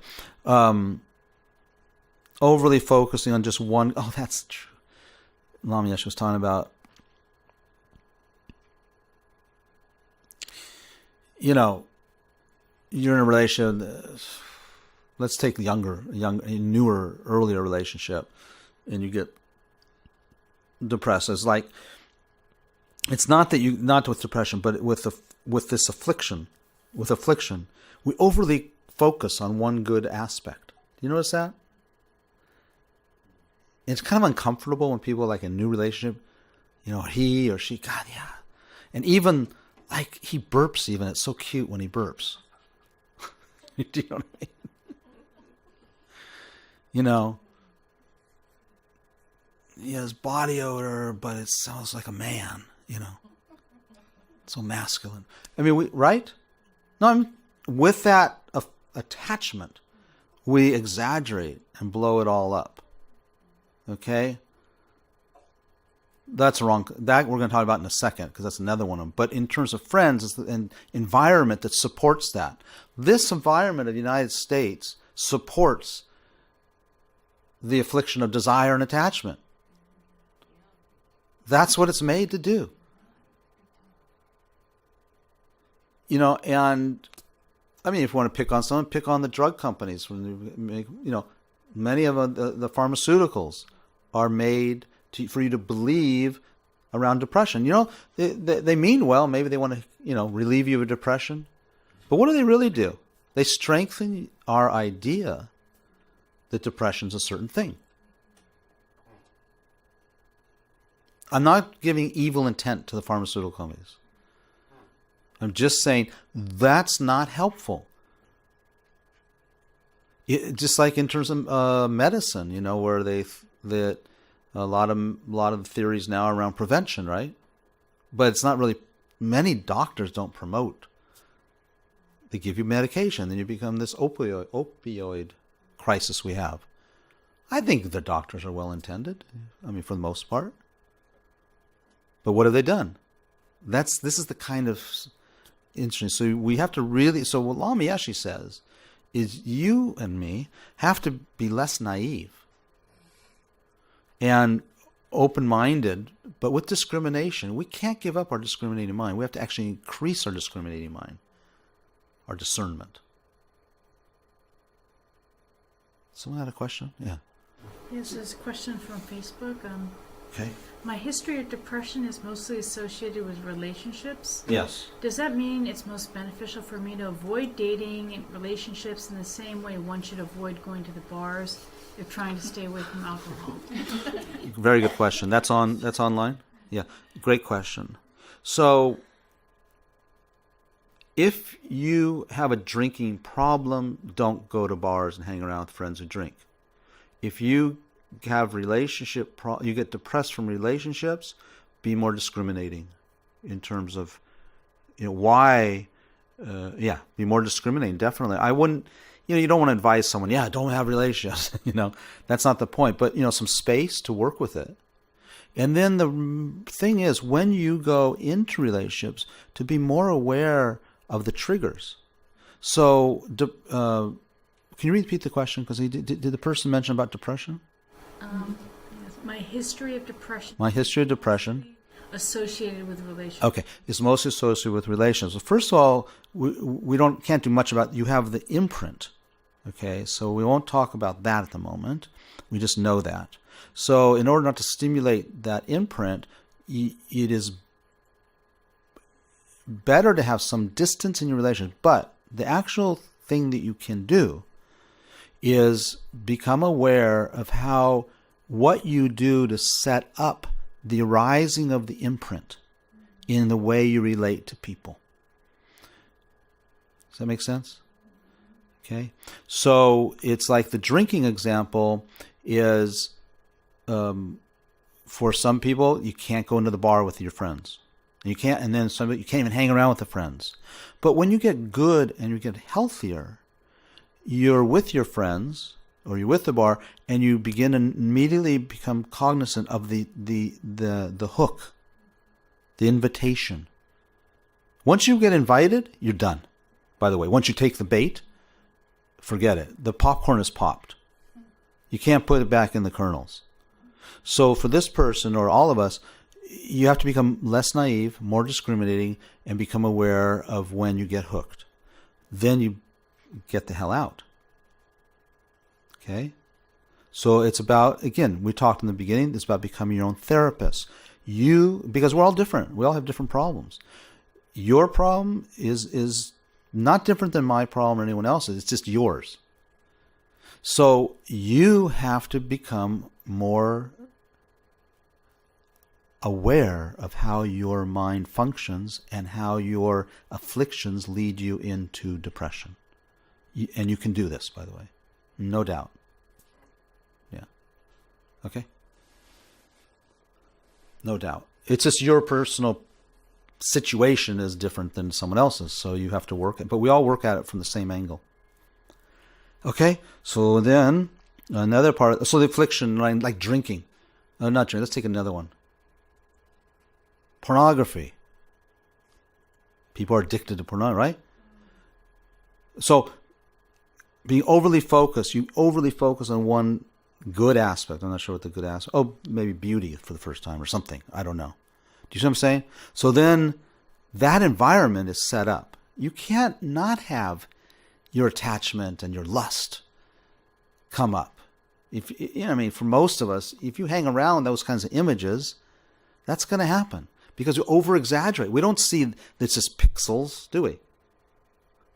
No. That ruins the experience, I guess. Oh, it's just pixels and, just colors. And that's all it is. But we invest in it. We project onto that. So in all of these cases with depression, we project onto those things. Something that's not there. What number is that? 4. I got to hurry up, right? Now this one is more specific. This is actually following wrong teachers and teachings, advice, or something. And I'm going to be upfront about this. Just because someone sounds good, just because their ideas are provocative, just because their ideas are interesting, doesn't mean that they're helpful, especially as teachers. I'll include therapists there too, because they teach, might be teaching. So we have to be discriminating. We have to analyze.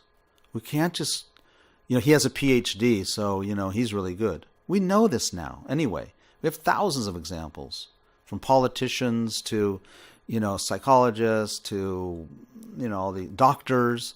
Wow, he was top of his field. But the main point here is the information they're disseminating to us may be total garbage from the point of view of developing a healthy mind. So if they make your mind agitated, right? I mean, we have to be careful, even So teaching these ideas that increase, here's from a Buddhist psychological point, and it's purely from this Buddhist psychological approach. If it increases your delusions or afflictions or your anger, your attachment, it's not useful. It's negative teaching.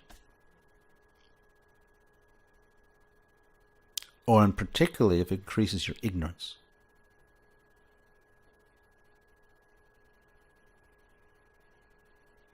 And that's most things.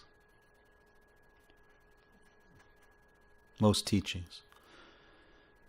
Particularly in this New Age spiritual approach.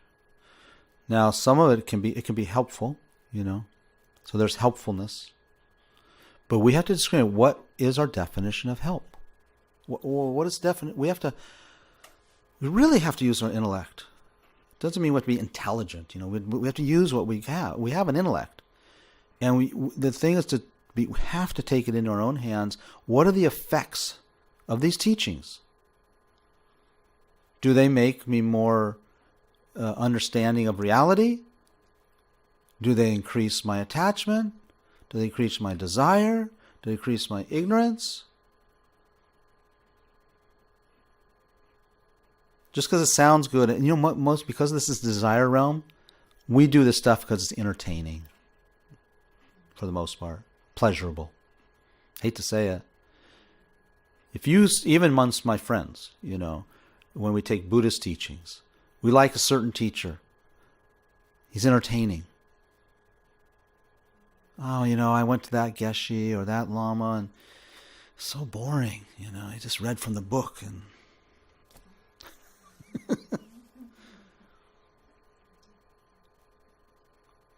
We're mixed up.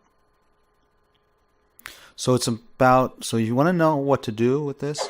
Pay attention to the effects on your mood.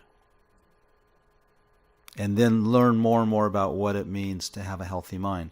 Because some people say, when I read so-and-so, it makes me really happy. Lama Yeshe talked about the things we read to our kids before going to sleep. Or the things they watch. Myself included. What's the effect? What imprints are they creating? What's the effect of those imprints? It's really getting out of hand now, It's really, kids are so different now than 10 years ago and 20 years ago. I'm talking about the effects of the media and computers and all that. Overstimulated. They have a lot more fear. And I'm generalizing.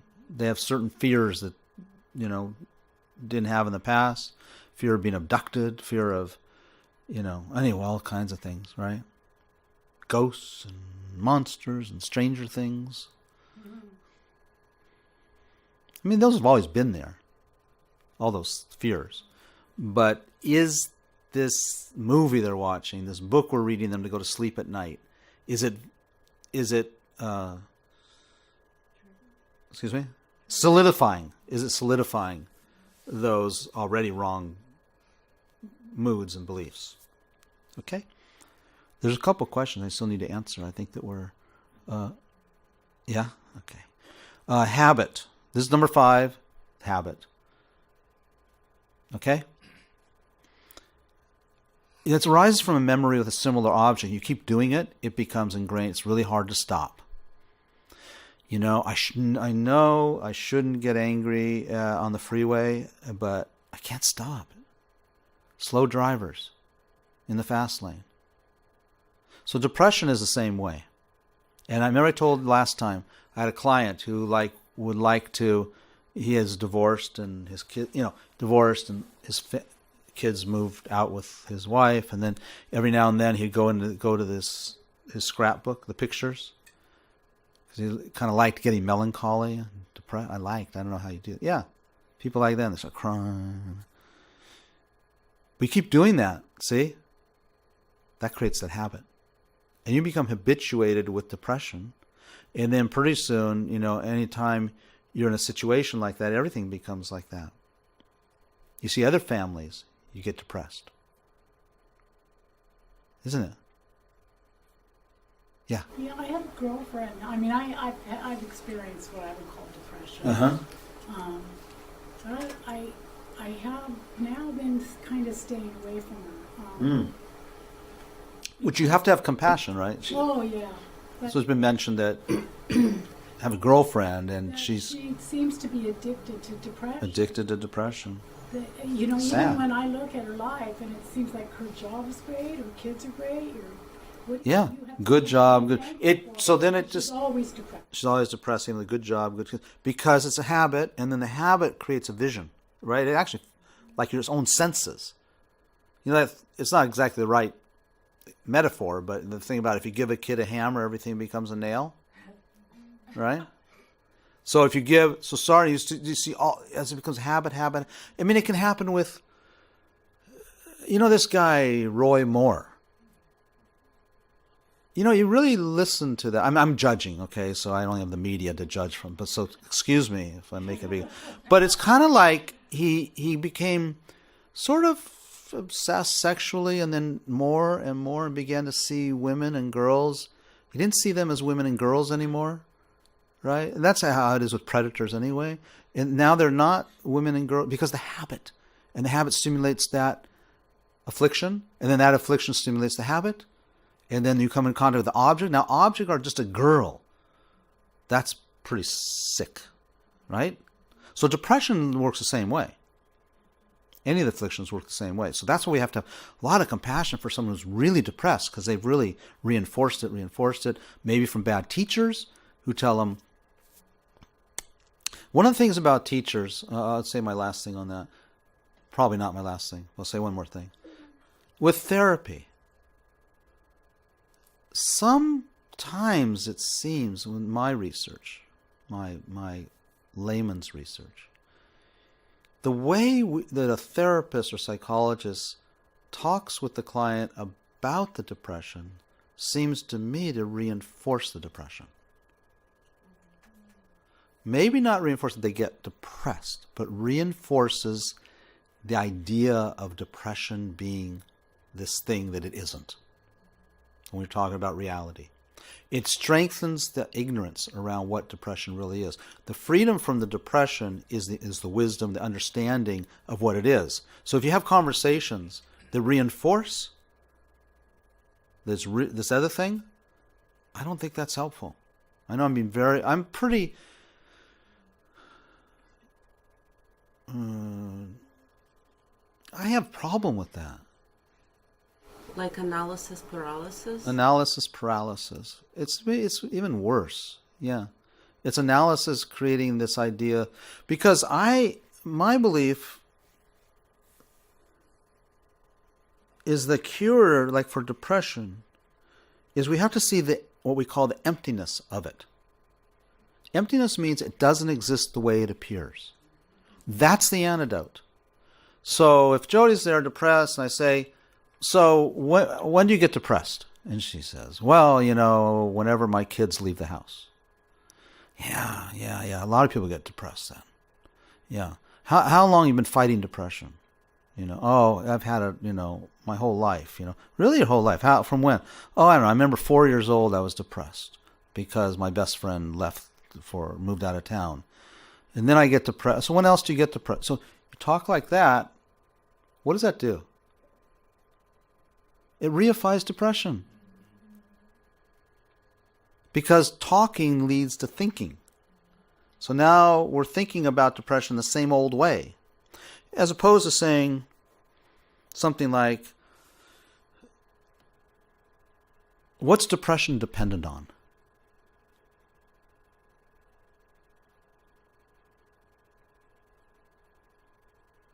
You know, is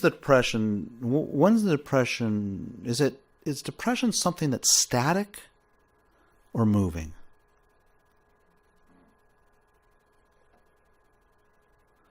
Moving, let's say. Maybe a client can say moving, but it feels static, right? That's how depression is very concrete. When do you see it as moving? Oh, I can hardly ever see it as moving. But I did, a couple weeks ago, I was trying that meditation you told me. I did see that, yeah, it's moving. It's just like it's like fog. Fog doesn't look like it's moving, but it is, yeah. So do you see the little particles like you do in fog? Do you see the little particles in the depression? Change the dialogue around it, the narrative around it. Right? That's how you do, well, I'm really being arrogant. That's how you do therapy with depression. That's my belief. You have empathy too, and you have to go slow, and empathy, you need a lot of empathy. Because depression is painful. Okay, last one, mistaken conceptualizations. This is what Buddhist psychology is very much about. That one I was just talking about, seeing things as real, solid, truly existent, seeing things as permanent. Okay? Also, we always obsess. We have an obsessive mind. Okay? We exaggerate good qualities. This is amazing. Watch advertising tonight. It's pathetic. Right? They exaggerate all these qualities, yes. And things appear as good or bad in a function, which is just a function of our own projections. I'm going to tell you right now, I have this bunch of more slides about this one, because this is my favorite. Mistaken conception. We're out of time. Yeah, I have a couple questions, right? One more question. But the one that I shared with you, yeah, go ahead. Yeah. One question is, increased knowledge about something negative, such as behaviors, addictions, for example, leads to more negativity? Say it again. Increased knowledge about something negative. No, it doesn't lead necessarily. It depends what is meant by knowledge, how you know it. No, it doesn't mean more. We have to have knowledge, 100%. But sometimes knowledge, it might be something like, how many people in your family had depression? Well, that might be helpful. And then but if the knowledge around, what's the knowledge of knowing that 6 people in my family had depression? Does that make you feel it's more hopeless? I would ask instead, how many people conquered their depression?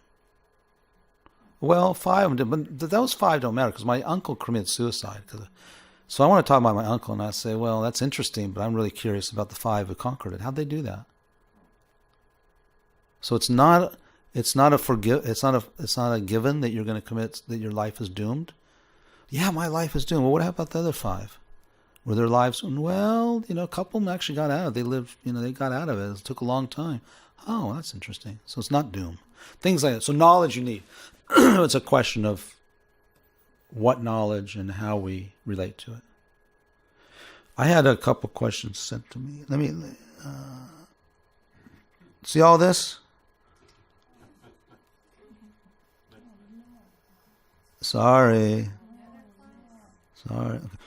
Okay, so someone asked me, depression seems so useless because it takes us away from the things that we think we want and the things that we think we should be doing.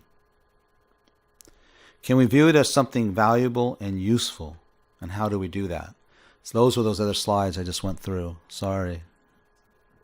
Huh? Yeah. But the short answer is, depression seems so useless. It is, because it takes us away from things that we think we want and the things that we think we should be doing. Right?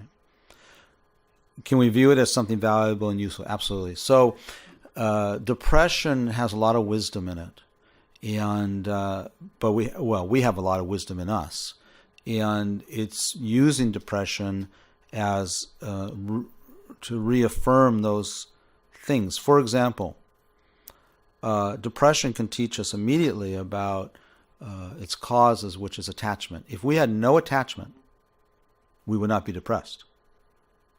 If we had less attachment, we'd be less depressed. Okay? So then that sounds like, then go on with that. Well, how is that useful? Well, then my question would be, so less attachment means less depression. What is it that gets us, what do we attach to? What things do we attach to? How does attachment function in a way that increases depression? And how do we function that reduces depression? So we begin to, again, analyze attachment, analyze depression. See, all these problems have a scaffolding to them. They have a construction. When we look at depression, we think it's not a construction. We think it's a self-existent entity. And if we're working with good people, they'll help us understand it as a interdependent phenomena. And so to this person, I'd say, well, first is see how you see depression. Do you see it as self-existent? Meaning, do you see it existing on its own, out there, by itself? The answer is yes, by the way. So I'll help this person. But that's not the way you have to look at it. You have to see your mind seeing it. You have to see your mind seeing depression as existing out there independently. We see it existing independently. So the antidote, what comes later, how the teacher is, the depression as a teacher is, philosophically we know that things don't exist independently. That's why you have to have the education. Okay? Things don't exist independently. Let me put it a different way. Things exist dependently. So depression exists dependently. Something can't exist independently and dependently at the same time. They're mutually exclusive. So one of the powers of depression or any of the afflictions is that it shows up as existing independently, having control, therefore it has control over you. When you see it's something dependent, then where does it exist? Another question, is it static or is it changing? Can't be both, mutually exclusive. So depression shows up as static. That's one of its permanent, solid, concrete. That's why it's so oppressive. So you begin to study, and you know from just intellectually, it's not static. It has to be impermanent. It has to be changeable. So let depression teach you how it shows up as permanent when it's not. Okay, that's a huge teaching. Can you imagine if you had the breakthrough of seeing depression as a dependent thing or interdependent thing and not as independent? It's done. Depression can't exist. It only can exist as an independent entity. It's a trick. Okay? That's one. So now how you do that is through mind training or through mental therapy. It's through therapy. It doesn't happen. We have to, the education, remember I said education, reflection, meditation. So that's a little bit of the education. We're not doing too much of the reflection and the meditation, okay? That's what you have to do. And now the other question was, if all mental suffering is ripening of negative karma, right, then should we be doing, this is from a Buddhist, I think, because it sounds, then should we be doing purification practices when depression comes up very strongly to make it go away faster? So purification practices just means doing different kinds of interventions that get rid of the habit quicker and gets rid of the imprints. We can't get rid of it. Thank goodness we can get rid of the imprints. We can. through the right kind of practice, interventions, practicing. That's what we call sometimes purification practices. But this is a little tricky to answer. When depression comes up, is it a result? Is it a result or a cause? And then we'll finish. In other words, when we're experiencing depression, is that a cause or an effect? It's an effect, right? When you pop popcorn, is it a kernel or is it is it the effect of the kernel, or is it the kernel? It's the result, right, of the kernel. There's no kernel anymore, right? So when we experience this depression, let's say we're all depressed right now, it's a result. The imprint's finished. That seed is finished. So there's nothing to purify. Get it? So what is purification then? Purification has to do with before it ripens, get rid of the kernels. Okay, that's the therapy. It takes a long time. It's not something easy. Okay? So now, but there's one other little part to this. What to do when we are depressed? Well, it can actually be purification for the future depression. Why? Like my client said, I hope this sadness never totally leaves me. If you have that attitude, depression loses its power. Right? It's only suffering because it has power that way. If you relate to bad traffic, you love it because I love the relaxing. Finally get to listen to that book on tape. Right? It's like that. So when depression comes up, it becomes like a book on tape in traffic. You go, wow, interesting, and we can transform it. It doesn't have to stay as depression. It can transform into it doesn't have to continue as depression.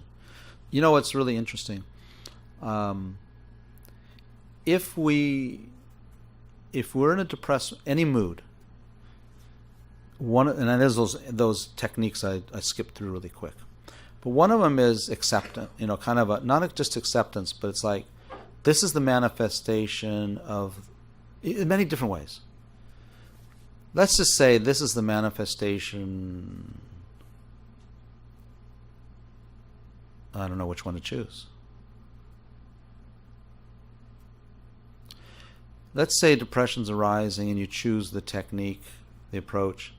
This is just a manifestation of mind, which is all it is. And I'm going to watch it. What happens? You have to have some skill, right, to do that, because most people say, I can't look at it, I'm in too much pain. That's a cop-out. You have to work. And then you know what? It goes away. It goes away like that. You just accept it. It's just mind. Depression's not good or bad. It's just mind. What makes it good or bad is what? I want to feel differently. I don't like this feeling. One last thing.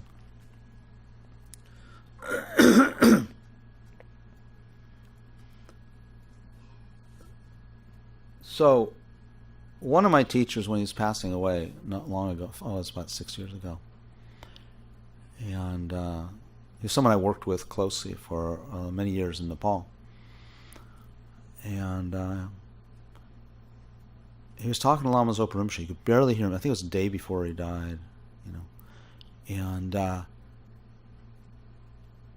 he had to listen very closely because his voice was almost gone. He had no power to speak. And he said something, really quiet. And Rinpoche said, "What? What?" And he said, "Please pray for me to be born in the hell realms." We have, in Buddhists, it's low. I mean, you think depression is painful? How could he say that? In the hell realms. He wants to be reborn in hell. He prayed. Rinpoche giggled. Oh, you can't be born there. Meaning, why did he say that? Because hell realm, heaven, hell, when you have that power of mind and seen reality, he wanted to just go there to help the hell beings. He had no, it was all, he just saw everything as that kind of empty quality. It's like clouds in the sky. When they just see them as clouds, what difference does it make if they're thunder clouds or they're wispy clouds? It doesn't matter. They're all beautiful. It's our attachment. I don't like the fog. It's like that with depression. I don't like the fog. I'm not going to live in La Selva Beach. I get too depressed. Okay, so that's it. It's my best. It's the best I can do right now. Thank you. I don't know what we're going to do next time. Are we going to meet again next time? Huh? Yes, next month. All right. Next month, what's the date? Thursday, December, I believe it's 7th. Thursday, December. Okay.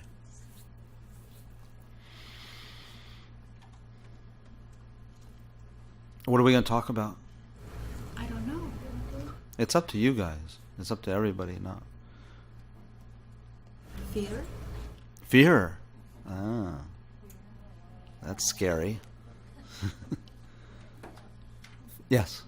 Thank you for curing me of depression. I realize first that by your own definitions I'm very sad, and now that now I feel enlightened, so I'm happy. Oh, there you go. Good. But I didn't do anything. You did it, right? I just, December 7th, and we'll talk about fear? Fear? Regret. Thank you. Oh, look at this one. Regret. Yeah, well, we can fear, regret. Which one? How many say regret? How many say fear? What do you when you say regret? I want to know because I saw somewhere when Margaret shared with me that some people thought, what is meant by regret? And what do you mean? I mean, what would you like me to address, or like us to address? You're thinking the wrong view of thinking that you've made an error, you can't repair it. Oh, about you think you can't repair any actions you took and things you did. If only. If only. Okay. We'll do one or both. Okay. Because regret got a lot of requests. So I wanted, so we could, yeah. Another request was work relationships. Work relationships. Okay. That's a good one. I think for something like work relationships, it'd be really good to have examples. You know what? Have what? Don't have to worry about that anymore. Right. If you're retired, not working. One thing about for work relationships is really to have a number. I could be given somehow ahead of time a number of what that means. What the problem is. Okay. So the last thing is just think for a moment to take just a moment to think about the positive energy we've generated, knowledge, a little more understanding, hopefully, about our predicament, other people's predicament. And then just put kind of like a stamp on it, a seal. These imprints, we talked about imprints, so for 2 hours we made a lot of imprints. And just make sort of a wish, an intention that these imprints ripen into mental health and happiness for ourselves and for everybody, not just ourselves, but everybody. And then in the ways it does ripen for us, it's because we can be a better model and helper to other beings. Okay? So just do that. Otherwise, it's just so temporal and sort of self-centered.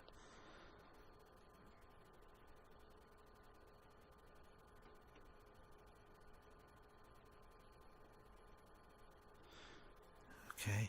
And if people are online, have any ideas what to do next month, you can send them post them there. I won't. They'll tell me what they are. Okay. Thank you. Good night. Drive safely. Thank you. Good questions.